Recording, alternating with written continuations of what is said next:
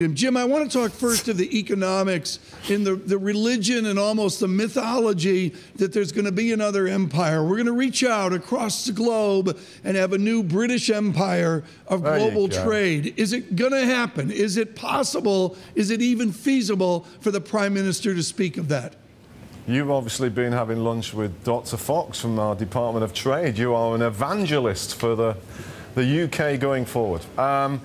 Listen, I think it's very obviously, as so-called Mr. Brick, I'm aware of the potential for trade with lots of exciting places in the world, but I also know that in reality life is tougher than that.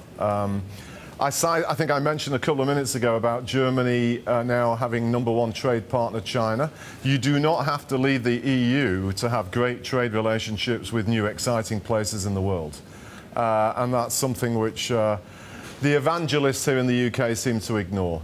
To be good at trade, you've got to be good at trade. It doesn't matter whether we're in the EU or not.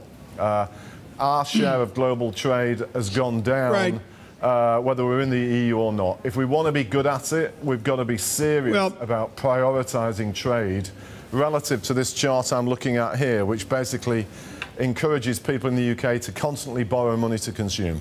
Which is the chart, Tom, we were showing at the beginning of the hour. Right, let's show another one. We showed this to Mervyn King, the Lord King, a few days ago. Let's talk to Lord O'Neill about it right now. This is trade-weighted United Kingdom back to 1902. This really spans the O'Neill career. And Jim, what is the ramifications if trade-weighted United Kingdom breaks down below the 1992 George Soros weakness? What happens to the UK if they get weaker trade-weighted sterling? You know, Tom, I predicted that decline ever since 1902, including for 50 years before I was even alive. Francine, this arc here is the decline of Manchester United football. Yeah, so that's the Wayne Listen, Rooney what is clear is that in terms of the current cyclical weakness of the UK, the pound's decline has been a negative, not a positive, because it's crimping real incomes through the rise in imported inflation.